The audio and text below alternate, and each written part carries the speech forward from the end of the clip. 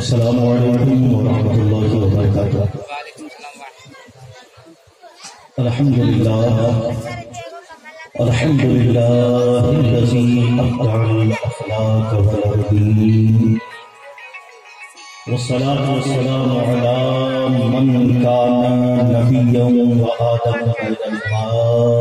والطین، وعلى آلہ الطیبین الطاہرین اجمعین، اما بعد۔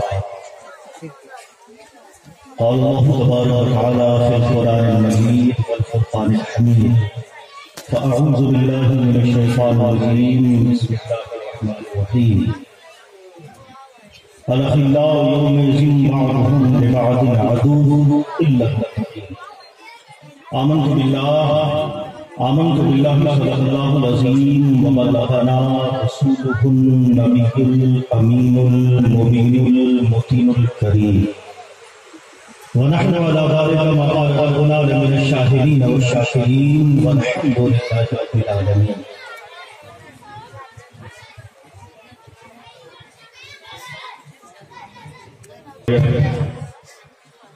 بلا کسی تمہید کے آقا تاجدار مدینہ، رافع قلب و سینہ، مہدی وحی و سکینہ، صاحب معطر معمر وسینہ، روحی فدا جناب محمد رسول اللہ صلی اللہ علیہ وآلہ وسلم، بارگاہ علی وقار میں عقیدت و محمد کے ساتھ درود پاک کا نذرانِ عقیدت پیش کریں۔ پڑھیں اللہم صلی علی سیدنا و شفیعنا و نبینا مولانا محمد وعلی آل سیدنا محمد وآلہ وسلم کما تحب وترضى، اللہم صلی علیہ صلو علیہ صلاۃ و سلام علیہ یا رسول اللہ یا حبیب اللہ صلی اللہ تعالی علیہ وسلم۔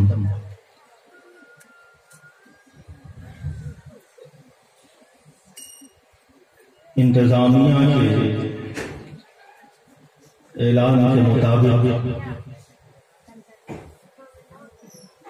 اس بزم کا اختتام 10 بجے تک ہو جانا تھا،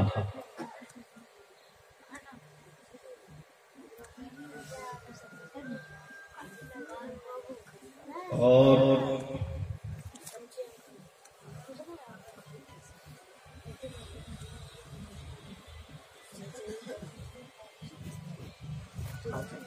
بلکہ یہ کہہ لیا جائے کہ اس ماہ کو نسبت حضور سیدنا غوث الاعظم سے ہے، اور ہم تو 11ویں والے ہیں، نہ ہم 12 کو چھوڑتے ہیں نہ 11 کو چھوڑتے ہیں۔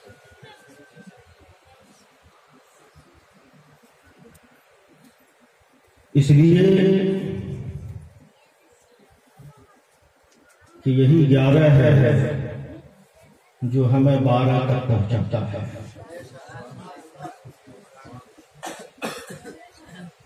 اس لیے کہ یہ کل کائنات 12 برجوں سے ململ ہے،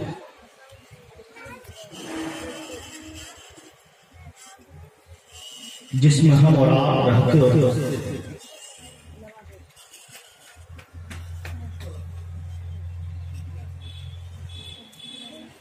اس کے بعد جو ہے سب کچھ اسی میں، انہی 12 کا مقید ہے، اور 12 کے بعد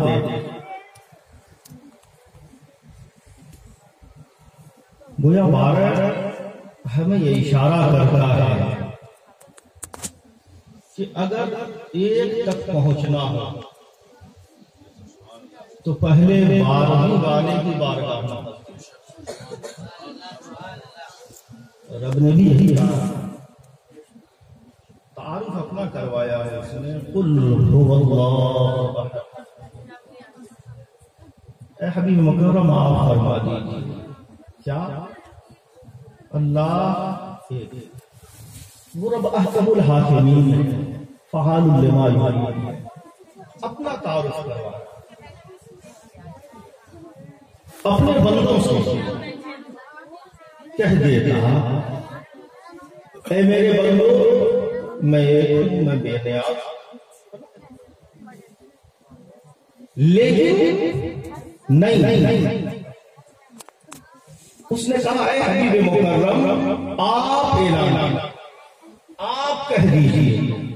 گویا یہ ہے یہاں ہمیں رب یہ ذہن یہ فکر یہ نظریہ آیا کہ سنو میں تو بے نیاز ہوں، لیکن اگر اس بے نیاز کی بارگاہ میں حاضری چاہتے ہو تو سنو مجھ سے پہلے اس کل والے کی بارگاہ میں میرے حبیب مکرم کی بارگاہ میں حاضری ہو، قل اے محبوب آپ کہہ دیجیے، آپ فرما دیجیے، آپ اعلان گویا مجھے اگر پانا چاہتے ہو تو سب سے پہلے میرے حبیب مکرم کی بات، اسی لیے تو شاعر مشرق نے کہا تھا کہ بمصطفیٰ ورساں خیش رات دی ہماؤس، اگر بہو نہ رسیدی تمام دنیا،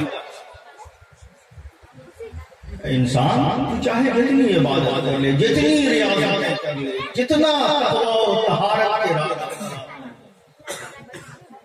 بے عقل ہے، نا حاصل ہے، جب تک کہ تو قدمان مصطفیٰ کا گویا رب تلک پہنچنے کے لیے ہمیں مصطفیٰ کا وسیلہ ضروری ہے، رب تک پہنچنے کے لیے ہمیں مصطفیٰ کا وسیلہ ضروری ہے، اور بارگاہ مصطفیٰ بھی کوئی عام بارگاہ نہیں ہے، ارے میں کیا اور میری حقیقت کیا، آپ کیا اور آپ کی حقیقت کیا، ماں و شمار کو درکنار، ارے جب زمانے کے مجدد کو، مجدد اعظم کو اگر اس بارگاہ تک پہنچنا پڑا، اگر رسائی حاصل کرنی پڑی تو اس نے 12ویں والے سے پہلے 11ویں والے کی بارگاہ میں حاصل کی اور عرض کیا تیری سرکار میں لاتا ہے رضا شفیع جو میرا خوف ہے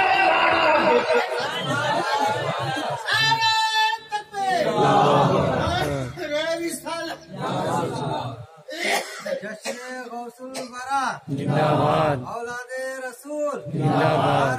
تکبیر جو میرا غوث ہے اور لاڈلا بیٹا، گویا اگر مجدد اعظم کو بھی اگر 12ویں والے کے بارگاہ میں حاضری کی حاجت پیش آئی تو اس نے 11ویں والے کے ساتھ، تو یہ تو ہمارا مقدر ہے، کیسے دست ختم ہو 11ویں والے کی مجلس ہم نے سجائی ہے، 11 تک تو پہنچنا، اور یہی دلیل ہے اس کی مقبولیت ہے نا، ورنہ انتظامیہ نے تو اپنا پورا انتظام کہ 10 تک بہرحال ختم کر دینا، فلاں کا معاملہ ہے، پرشاسن کا معاملہ ہے، اس کا معاملہ ہے، اس کا معاملہ ہے، بہت سارے معاملات ہیں، لیکن اس 11ویں والے کو منظور نہیں تھا، اس نے کہا نہیں میرے نام کی مجلس سجائے ہو، ادب بھی وہی حضرات محترم، وقت بہت زیادہ ہو چکا ہے اور یہ وقت تقریر کا بھی نہیں رہا، آپ لوگ بھی سر شام سے بیٹھے تھے، یاد رکھیں کہ حضور سیدنا غوث پاک رضی اللہ تعالی عنہ کی ذات بلکہ اتنا ذہن نشین رکھتے ہیں کہ ولایت کرامت کی محتاج ہے،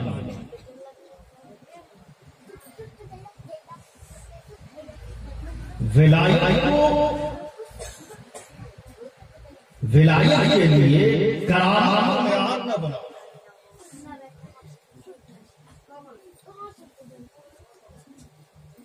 ارے یہ کرامتیں اور کرامتوں کے ذریعے مقام اور مرتبہ کو جانا، تو اللہ کو جس کے ذریعے چاہے اس کے ذریعے کرامتوں کا ظہور فرماتا ہے۔ بلکہ یہ تو اعلان عام ہے کہ من کان للہ وکان اللہ، جو خدا کا ہو جائے خدا اس کا ہو جائے، اور جس کا خدا ہو جائے ساری خدائی اس کی ہو جائے۔ مردوں کا زندہ کر دینا یہ کوئی عجیب بات نہیں، آپ نے دیکھا نہیں، بلکہ یہ تو قرآن نے عام کہا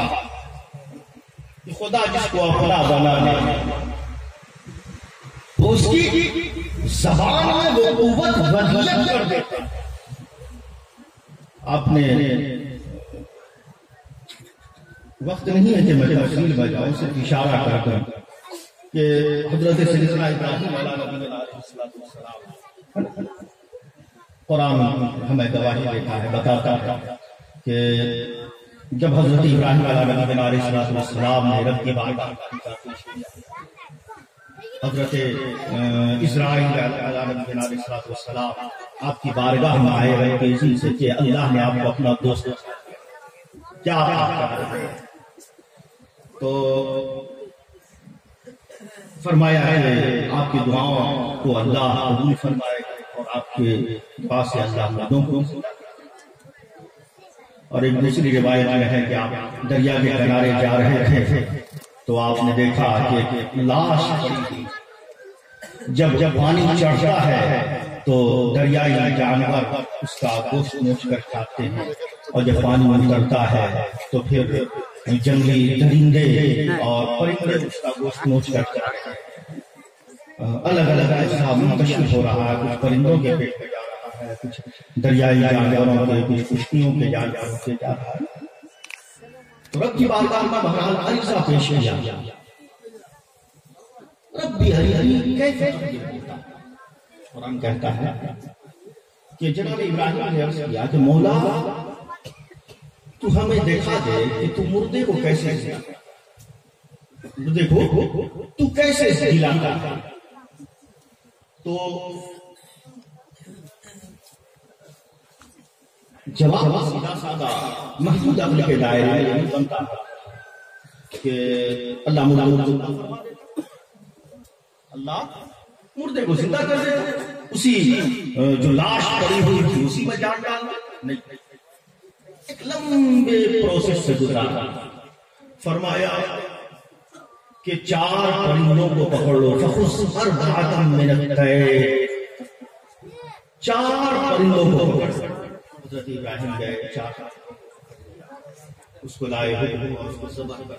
کر دیا، کہا قیمہ کر دو، قیمہ کر دیا، اس کو ملا دو، آپس میں 4 گوشت کو ہلا لیا، ملا لیا گیا، حکم ہوا کہ 4 کے سر اپنے ہاتھ اور ان کا گوشت الگ الگ پہاڑ کی چوٹیوں پر۔ حضرت ابراہیم علیہ السلام نے حکم کے مطابق پہاڑ کی الگ الگ چوٹیوں پر تھوڑا تھوڑا ڈالا، سب کا سر ان کے ہاتھ میں۔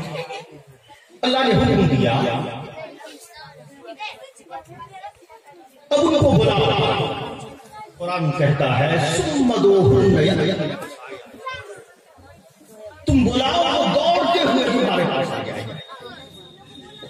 تم بلاؤ وہ دوڑتے ہوئے تمہارے پاس آ جائے گا۔ یہی ہوا، حضرت ابراہیم نے ندا کی، آواز کیا، اور جتنے گوشت کے اجزاء کے پرندوں کے وہ سب کے سب آ کر اپنے اپنے سروں میں جھوٹنے لگے، اور یہاں تک کہ پرندہ تیار ہو گیا، زندہ ہو گیا۔ میں دوستو بتانا نہیں چاہتا کہ سوال سیدھا سادہ، کیا کیسے تو اے مولا تو کیسے زندہ کر، مولا ہمیں دیکھا کہ تو کیسے زندہ کرتا۔ محدود عقل کے دائرے میں ہونا چاہیے تھا کہ اللہ مردے کو زندہ کر، لیکن نہیں، لمبے پروسیس اور آخر میں کیا نتیجہ؟ تم آواز دو، دوڑے ہوئے آ جائے، اور دوڑے ہوئے آ جائے، سارے کے سارے آ گئے. یہاں سے رب تو زندہ کر سکتا تھا، کہا ساری کائنات، مگر رب نے ہمیں یہاں سے یہ ذہن دیا، یہ نظریہ اور یہ فکر اس نے ہمیں عطا کی کہ ابراہیم میں تو زندہ کر ہی سکتا ہوں، میں تو ہے ہوں، زندگی عطا کرنے والا ہوں، مگر سنو میں آواز نہیں دوں گا، آواز تم دو، تم بلاؤ، تم بلاؤ. یہاں سے ایک بات اور واضح ہو گئی. کہا جاتا ہے نا مردوں کو بولا شرک ہے، مردوں کو پکارنا شرک ہے، مردوں کو پکارنا شرک ہے. اگر شرک ہوتا تو حضرت ابراہیم ایک خدا کا نبی جس کو اپنے ہاتھوں سے ذبح کر کے ڈالا. وہ پرندے مردے تھے، مردہ تھے کہ زندہ؟ اگر شرک ہوتا تو ایک نبی کے ذات سے اس تیل کا بہرحال رب نے یہاں سے ہمیں یہ ذہن دیا کہ ابراہیم میں تو مردوں کو زندہ کر ہی سکتا ہوں، لیکن سنو جو میرا ہو جایا کرتا ہے نا، جو میرا اپنا ہو جایا کرتا ہے، میں اس کی زبان میں وہ طاقت بدیت کر دیتا ہوں، اس کی زبان میں وہ اثر پیدا کر دیتا ہوں کہ اگر وہ مردے کی آواز دے تو مردہ مردہ زندہ ہو. اور یہ کسی صوفی کتاب، کسی صوفی کی کتاب پڑھنے والا نہیں، یا اعلیٰ حضرت کے فتاوی رضویہ کا، بلکہ متن قرآن ہے نا، قرآن ہے. اور ایک بات اور بتاتا چل کہ دیکھیں اللہ نے فرمایا ہے کہ ثم ادعوہن یأتینک سعیا، وہ تمہارے پاس دوڑتے ہوئے آئے. ایک سوال پیدا ہوتا ہے کہ پرندے اڑتے ہیں یا دوڑتے ہیں؟ نے دیکھا ہوگا پرندے اڑتے ہیں یا دوڑتے ہیں؟ اڑتے ہیں نا. اللہ نے کیا کہا؟ دوڑتے ہوئے آئے. دیکھیں اڑتا ہے وہ سروں پہ ہوتا ہے، اڑتا ہے تو سروں پہ ہوتا ہے، اور دوڑتا ہے تو قدموں میں ہوتا ہے. گویا رب کو یہ گوارا نہیں ہوا، رب کو یہ گوارا نہیں ہوا کہ میرا خلیل آواز دے اور پرندے ان کے سروں پر آئے، بلکہ ابراہیم تم پکارو تو دوڑتے ہوئے وہ رب جو اپنے محبوب بندوں کی اتنی سی بھی عدد برداشت نہ کرے. وہ سوچیں وہ دریدہ دہن ہیں جو اللہ کے محبوب ولیوں کی بارگاہ دریدہ دہنی کیا کرتے ہیں. ارے اللہ کے محبوبوں کے بارگاہ کی دریدہ دہنی، اس کا وبال آپ نے دیکھا نہیں کہ اس تک محدود نہیں رہتا، اس تک محدود نہیں رہتا، بلکہ صبح قیامت تک آنے والی نسلیں. اس لیے کہ رب نے تو اعلان کیا ہے نا کہ من عاد لی ولیًا فقد آذنتہ، جو میرے محبوب ولی میرے دوستوں ہمارے اپنوں سے عداوت دشمنی کرے، میں اس سے اعلان جنگ کرتا ہوں، اعلان جنگ کرتا ہوں. اچھا کیسے چلے؟ رب اعلان جنگ کر رہا ہے، رب اعلان جنگ کر رہا ہے، تو کیا رب اس کو برباد کر دے گا؟ یقیناً کر سکتا ہے. فعال لما یرید ہے نا، کر سکتا لیکن نہیں. جنگ کا اصول آپ نے دیکھا ہوگا اور بارہا ملاحظہ کیا ہوگا کہ جنگ کا اصول یہ ہوا کرتا کہ کوئی کسی بھی ملک سے اگر جنگ ہوتا ہے تو ایسا نہیں ہوتا کہ وہ کسی میدان پہ حملہ کیا کرتا ہے، سمندروں کے حدود پر حملہ کیا کرتا ہے، بلکہ وہ نشانہ اس کو بنایا جاتا ہے جو ملک کا قیمتی اثاثہ ہوتا ہے، ملک کا قیمتی اثاثہ ہوتا ہے، جس کے برباد ہونے سے ملک کا کوئی بڑی فیکٹری ہو وہاں حملہ، کوئی بڑا ہاسپٹل ہو وہاں حملہ، یعنی جس کے برباد ہونے سے، حالانکہ سمندر بھی ملک کا حصہ ہوتا ہے، پہاڑ بھی ملک کا حصہ ہوتا ہے، چٹیل میدان بھی ملک کا حصہ ہوتا ہے، کھیت کھلیان بھی ملک کا حصہ ہوتا ہے، مگر کسی جگہ آپ نے یہ نہیں دیکھا ہوگا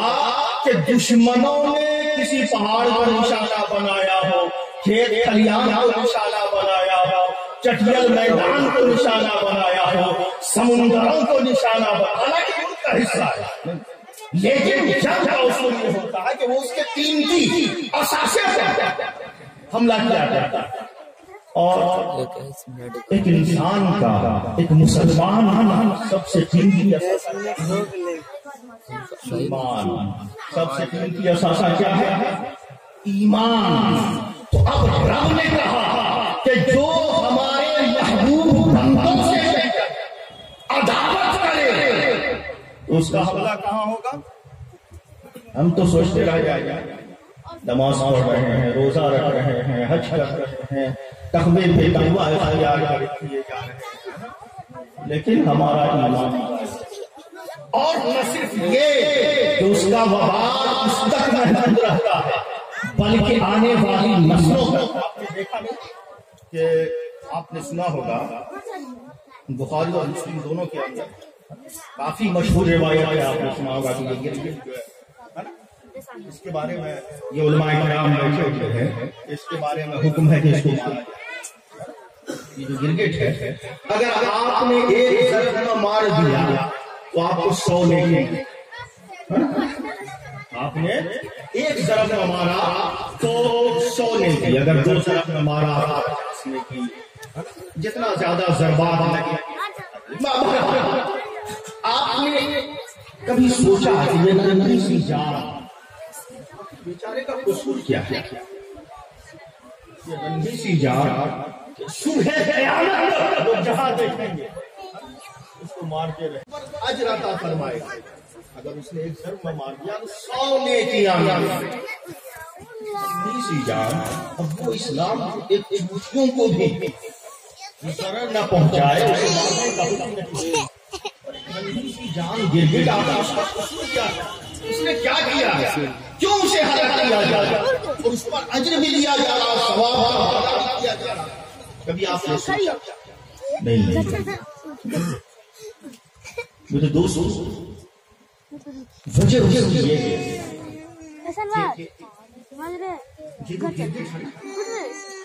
جب نمرود نے حضرت ابراہیم علیہ السلام آگ لگوائی، تینوں تک اس کے شعلے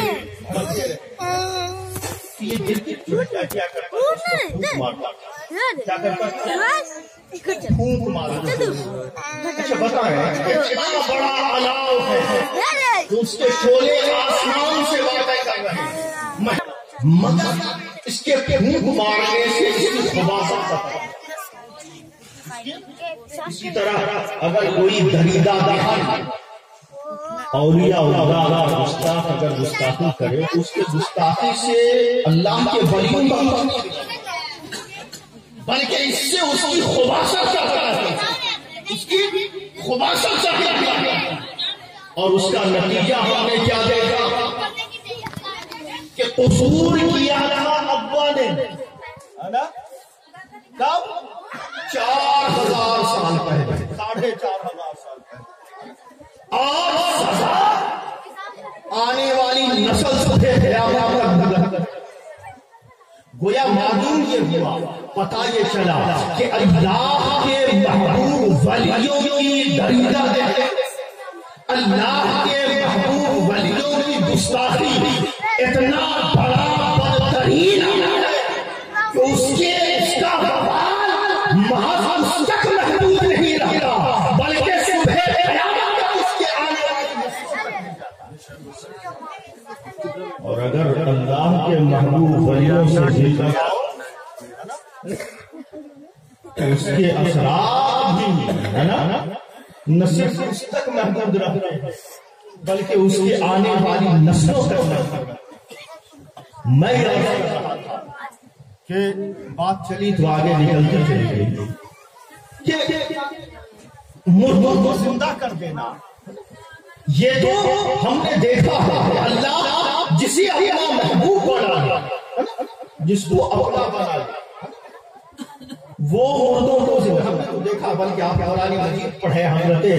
موسیٰ کا واقعہ تفصیل کے ساتھ جو ہے قرآن مجید کے اندر 15ویں پارے کے اخیر میں اور 16ویں کے تفصیل کے ساتھ آیا۔ وہاں پر جو ہے جو جانے کا راستہ ہے کہ حضرت موسیٰ اور آپ کے خادم حضرت یوشع بن نون وہ ساتھ چلے اور ساتھ میں جو ہے راہ خرچی کے طور پر ناشتے کے لیے آپ نے روٹی اور بھنی ہوئی مچھلی رکھی، روٹی اور بھنی ہوئی مچھلی رکھ لی۔ چلے حضرت خضر علیہ السلام کی ملاقات کے لیے، جب ملاقات کے لیے چلے تو اس وقت جو ہے راستے میں جا رہے ہیں دریا کے کنارے، نشانی اللہ نے بتائی تھی کہ جہاں وہ دریا بھی رہی ہے وہیں تمہاری بہرحال ایک جگہ حضرت موسیٰ علیہ السلام آرام کے لیے لیٹے، ادھر اچانک جو لیٹے تو ہوا معاملہ یہ کہ وہ مچھلی بنی ہوئی تھی، پکی ہوئی، وہ ناشتے دان میں سے نکلتی ہے اور نکل کر دریا میں زندہ ہوئی اور ڈوب گئی، اور جدھر سے وہ جاتی تھی تو قرآن گواہی دیتا فَاتَّخَذَ سَبِيلَهُ فِي الْبَحْرِ سَرَابًا، وہ دریا اور سرنگ بناتی ہوئی چلی جائے، محراب نما وہ سرنگ بناتی ہوئی چلی جائے۔ دوستو یہاں مفسرین کرام تفسیر فرماتے ہیں کہ اس وقت وہ مچھلی زندہ کیوں ہوئی، اس کی وجہ یہ ہے کہ حضرت خضر علیہ السلام اس جگہ وضو بنایا تھا اور اس پانی کے چھینٹے اس مچھلی پر پڑے جس نے اس کٹی ہوئی بھنی ہوئی مچھلی کو زندگی عطا کی۔ دوسری تفسیر یہ ہے کہ حضرت خضر علیہ السلام اس فضا میں سانس لے رہے تھے اور ان فضاؤں میں اللہ کے اس مقدس ولی روایت نبی بھی کہا گیا ہے ولی، اور ہمیں اس سے بہت یاد رکھتے ہیں کہ ہر ولی نبی نہیں ہوتا لیکن ہر نبی ولی ہوتا ہے، ہر نبی ولی ہوا کرتا ہے، اللہ کا دوست ہوا کرتا ہے، اللہ کا محبوب ہوا کرتا ہے۔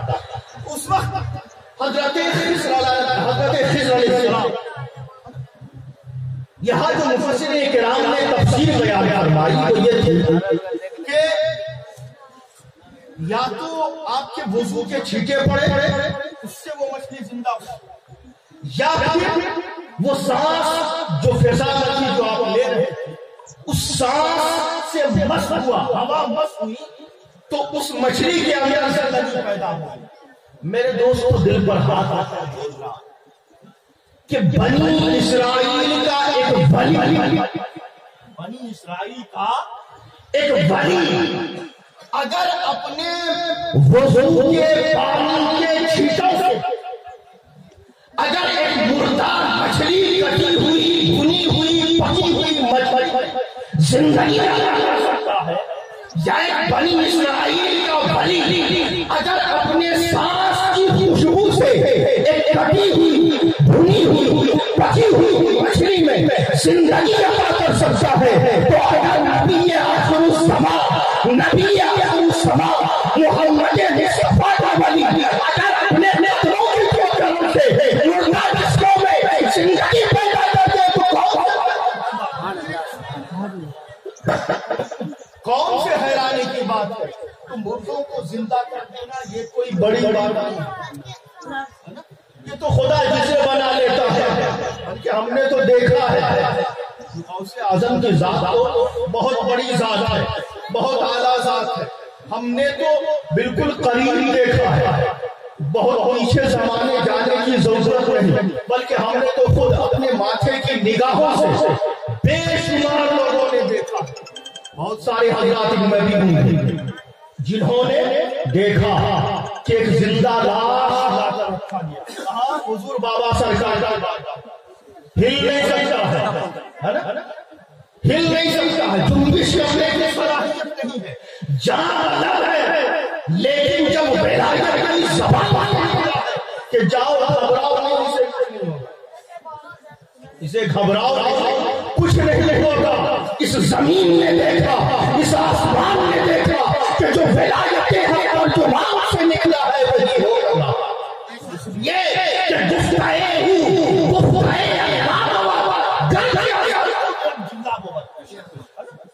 یہ مت دیکھو کہ بول کون رہا، یہ مت دیکھو کہ زبان کس کی ہے، بلکہ یہ دیکھو کہ بول کون رہا، اگرچہ ولی کا حلق ہوتا ہے، ولی کا گلا ہوتا ہے، ولی کی زبان ہوتی ہے، مگر بولی خدا کی دعا ہوتی ہے، اس لیے کہ من کان للہ فکان اللہ ہو، جو خدا کا ہو گیا خدا کا ہو جائے۔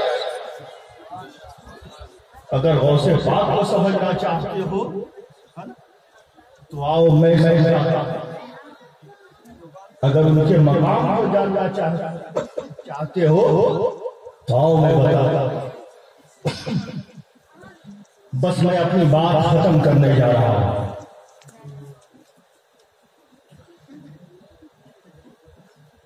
اس کائنات میں اولیاء اللہ کے بے شمار درجات، بے شمار درجات،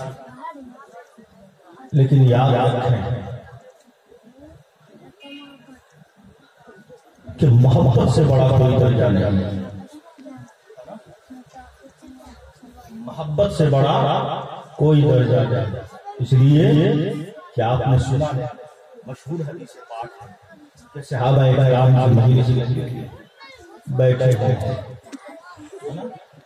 صحابہ کرام بیٹھے ہوئے ہیں اور گفتگو ہو رہی ہے، انبیاء آ رہے ہیں، اللہ نے فلاں نبی کو یہ مرتبہ عطا کیا، فلاں نبی کو یہ درجہ عطا کیا، فلاں نبی کو یہ، اللہ نے آدم کو اپنا سخی بنایا، اللہ نے نوح کو نجی بنایا، اللہ نے ابراہیم کو خلیل بنایا، اللہ نے موسیٰ کو کلیم بنایا، ان کے درجات کی بات، یہ مقام اس مرتبے پر آقا کریم صلی اللہ علیہ وسلم کا گزر جب گزر آقا کریم صلی اللہ علیہ وسلم کے کانوں سے یہ بات کیا فرمایا، قربان جانا، کہا سنو، حضرت موسیٰ کریم بڑا مرتبہ، بڑا مرتبہ، حضرت ابراہیم خلیل تھے، بڑا مرتبہ، حضرت نوح نجی تھے، بڑا مرتبہ ہے، حضرت آدم صفی تھے، یہ بڑا مرتبہ ہے، حضرت عیسیٰ کو اللہ نے روح اللہ بنایا، یہ بڑا مرتبہ ہے، مگر سنو، الا فانا حبیب اللہ، الا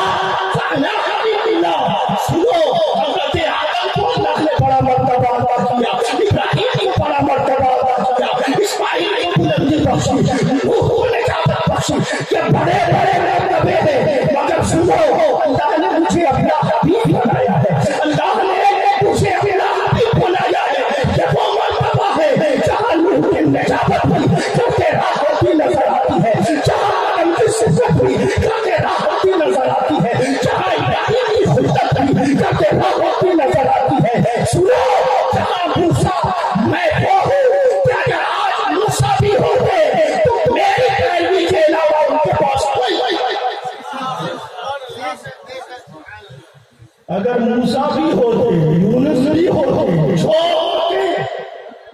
سوائے میرے غلاموں کے کوئی دوسرا راستہ نہیں. اس لیے کہ میں اللہ کا محبوب ہوں. گویا معلوم ہوا، پتہ یہ چلا کہ اس کائنات میں محبت سے بڑا کوئی نہیں ہے. اور میں آپ کو ایک حدیث سنا کر اپنی بات ختم کروں، اس لیے کہ 11 تقریباً بج گئے.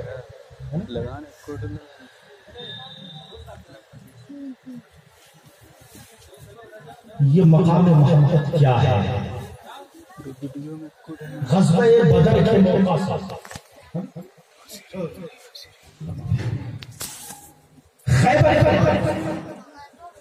غزوہ خیبر کے موقع سے کئی دن سے محاصرہ جاری ہے. صحابہ کرام جا رہے ہیں، یا رسول اللہ کوئی شخص بڑا مضبوط بنا، بڑا مضبوط، کوئی سبیل نہیں، یا رسول اللہ سبیل نہیں. سارے کے سارے جنگی فضل صحابہ جاتے ہیں جو جنگی مہارت رکھتے ہیں، گھوم کر آ جاتے ہیں، بڑا مضبوط قلعہ ہے. یا رسول اللہ کوئی سبیل نہیں. کئی دن محاصرے کو ہو گئے. آخر میں آقا کریم صلی اللہ علیہ وسلم نے ارشاد فرمایا کہ سنو، کل میں جھنڈا اس کے ہاتھ دوں گا، کل میں جھنڈا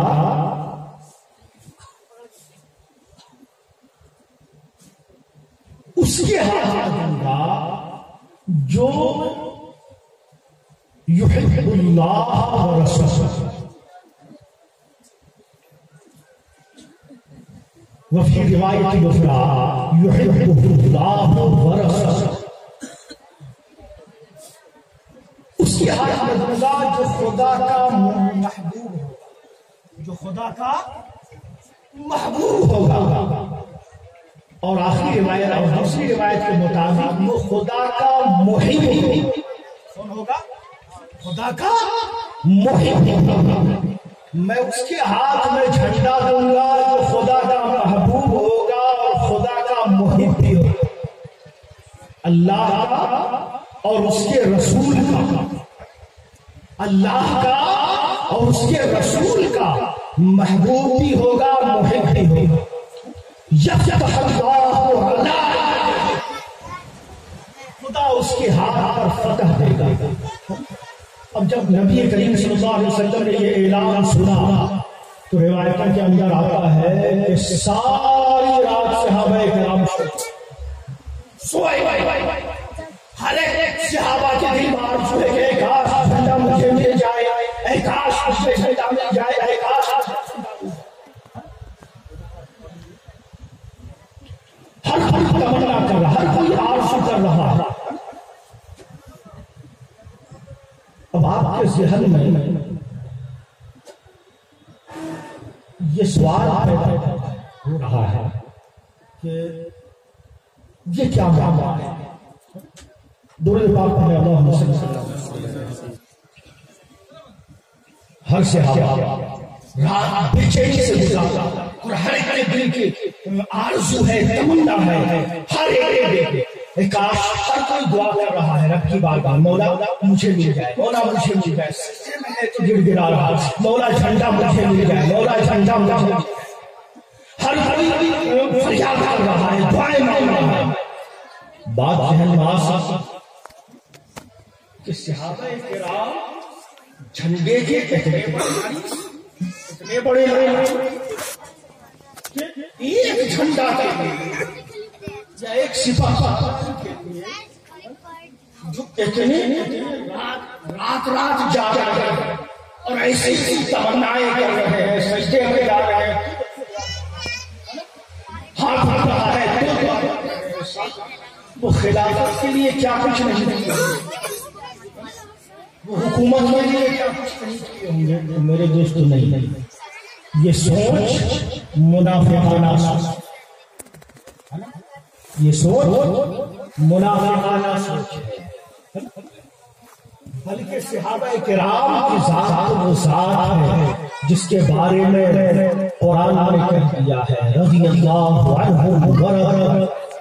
صحابہ کرام کی ذات وہ ذات ہے کہ جس کی تربیت خود نبی اکرم نے اپنے ہاتھ، یہ جو صحابہ کا تڑپنا تھا، یہ جو صحابہ کا مچلنا تھا، یہ جو صحابہ کا دعا تھا، وہ جھنڈا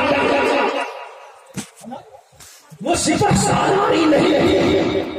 بلکہ اصل یہ تھی کہ نبی نے اعلان کیا کیا جھنڈا اس کے ہاتھ وہ خدا کا محبوب ہوگا، وہ رسول گویا رسول یہاں سند ادا کر رہے تھے،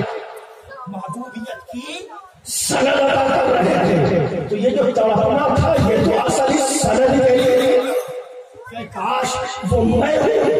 جسے دنیا میں محبوبیت کی سند مل جائے۔ اور پھر جب صبح کا وقت ہوا، صبح کا وقت ہوا اور جیسے ہی صبح کا وقت ہوا اب فجر کی نماز ادا کی گئی اور فجر کے بعد ہر صحابہ کی باندھے نبی کے چہرے کو تک رہا ہے کہ شاید میرا نام آ جائے، شاید میرا نام آ جائے، شاید میرا نام آ جائے۔ ہر کوئی تکی باندھے ہوئے نبی کی جانب تک رہا ہے۔ نبی گویا ہوئے فرمایا اے علی جملہ کہاں ہے علی کا بیٹا؟ علی کا پوچھا گیا، جواب ملا حضور وہ خیمے کے ان کی آنکھیں آنسو بے چشمہ ہے،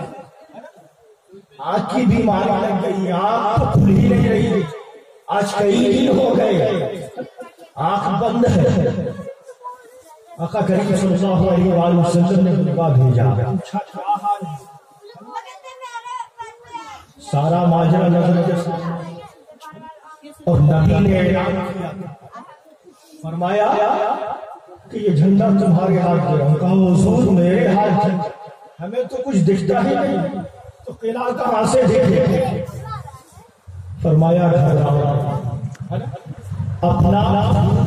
دعا نکالا اور آقا کے ملنا،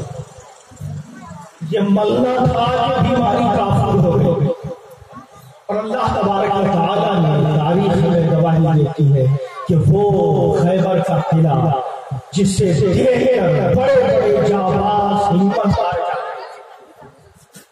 حضرت علی گئے اور دروازوں کو صرف 2 انگلیوں کی مدد سے اکھاڑ پھینکا، اور وہ جس کے بارے میں صحابہ نے فرمایا کہ ہم 20 آدمی مل کر وہ جو دروازہ تھا نا اس میں جنبش پیدا کی، اور حضرت علی نے صرف 2 انگلیاں لگائی اور اکھاڑ کر پھینک دیا۔ ہم نے بارگاہ علی میں عریضہ پیش کیا، مولا یہ کون سی طاقت، یہ کون سا کمال تھا؟ تو جواب ہمیں ملا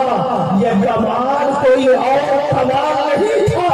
بلکہ یہ کمال ہمارے محبت، یہ کمال محبوبیت کا کمال تھا۔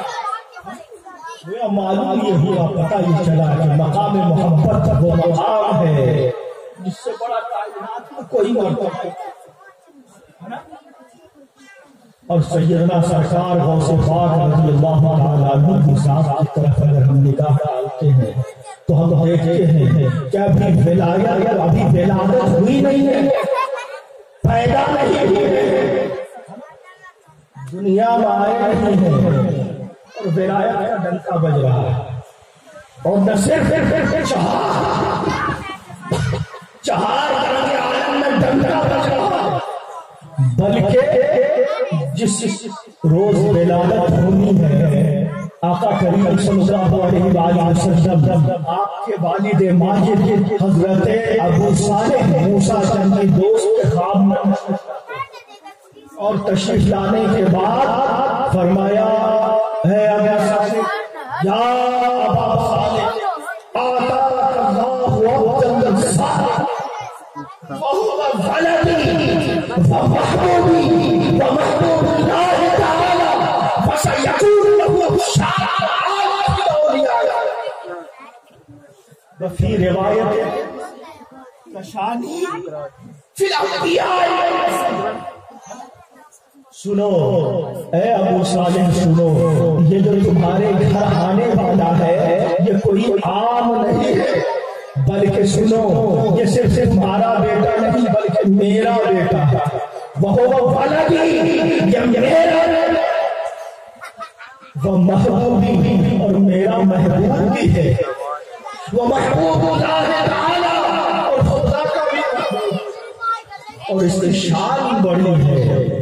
اس کی شان بڑی ہے، اولیاء اور افراد کا سرخیل ہوگا، بلکہ نہ صرف سرخیل ہوگا بلکہ اس کا مقام اور مرتبہ وہ ہوگا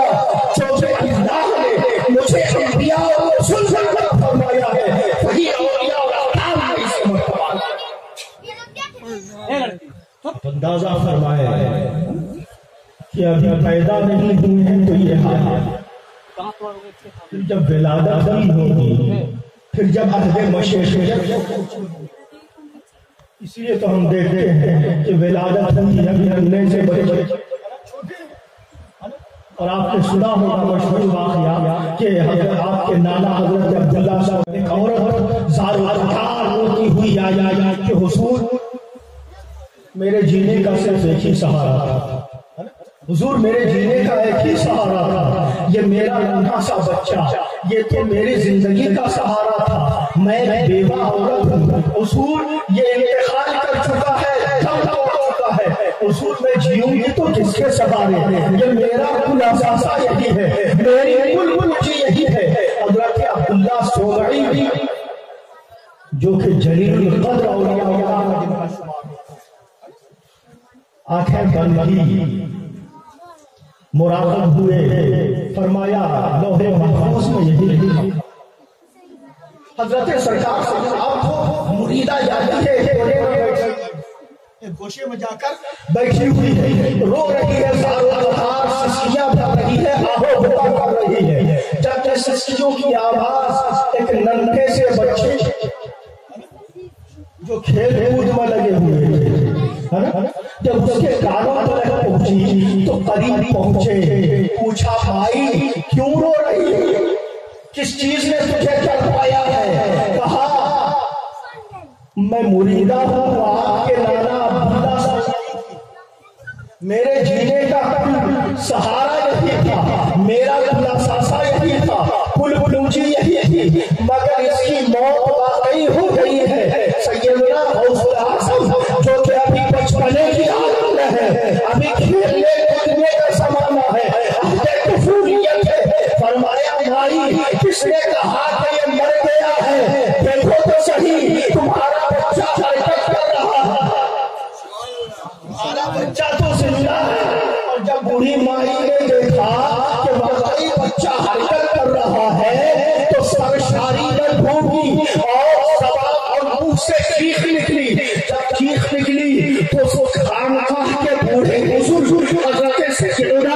عبداللہ سومعی کے کانوں تک پہنچی، اور آپ جب حجرے سے اپنے باہر نکل کر آئے تو دیکھتے کیا ہے کہ ننھا سا نواسا سامنے ہے اور وہ مردہ بچہ اس کو کھیل رہا ہے۔ جب آپ نے یہ کیفیت دیکھی اور ملاحظہ فرمایا کہ یہ تو ابھی بچہ ہے، ننھا سا طفل ہے، جانتے رہے تھے کہ یہ بچہ عام بچہ نہیں ہے بلکہ خدا کا ولی ہے، مگر اس نے عہد طفولیت میں ہی رب کے راز سربستہ کو عام کرنا شروع کر دیا ہے۔ تو آپ نے اپنا عصا اٹھایا اور اٹھا کر آپ اس کے پیچھے پیچھے چلے ہیں، ننھا نواسا آگے آگے جا رہا ہے اور بوڑھا نانا پیچھے پیچھے جا رہا ہے۔ دیکھنے والوں نے دیکھا، اس زمانے نے دیکھا، اس زمین نے دیکھا، اس آسمان نے دیکھا، اس کائنات نے دیکھا کہ جب وہی ننھا سا بچہ دوڑتے دوڑتے نانا کے خوف سے ایک قبرستان سے گزر ہوتا ہے، اور اس نے کہا دیکھو دیکھو نانا ڈنڈا لے کر آ رہے ہیں، اے مردو بھاگو بھاگو۔ تو تاریخ شاہد ہے کہ قبرستان کے 300 مردے، اس قبرستان کے 300 مردے، آگے آگے ننھا بچہ جا رہا ہے اور پیچھے پیچھے قبرستان کے مردے توڑتے۔ قبرستان کے جب نانا نے یہ حالت دیکھی تو کہا یہ بچہ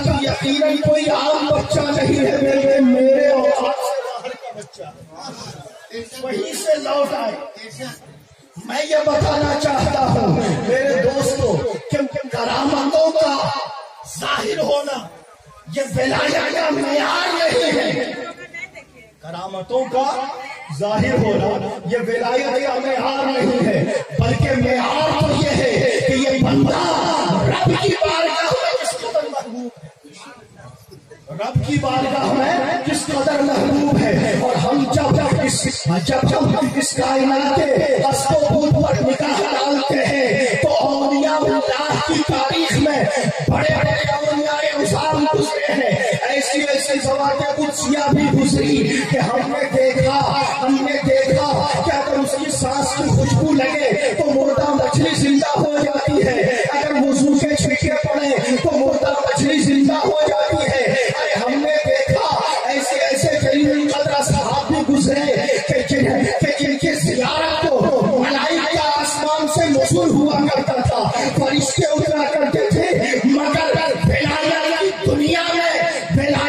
دنیا میں جس مقام محبوبیت پر سیدنا غوث الاعظم کو دیکھا ہے کہ جہاں بڑے بڑے رسولاہوں کی توبیہ بھی زمین کو اس وقت نظر آتی ہے. یہ مقام غوثیت جو اللہ نے اپنے محبوب بندے حضرت سیدنا شیخ عبد القادر جیلانی کو عطا فرمائی، وہ محبوبیت کا مقام نہ پہلے کسی کو عطا ہوا ہے نہ صبح قیامت کسی کو عطا ہوگا. اسی لیے تو کہا واہ کیا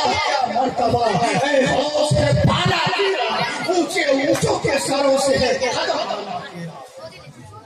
بہرحال باتیں تو بہت ساری ہیں، وقت کافی ہو چکا ہے اور بلکہ 11:17 ہو گیا ہے. میں یہیں پر اپنے بات کو ختم کرتا ہوں. وما علینا الا البلاغ، واخر دعوانا الحمد للہ.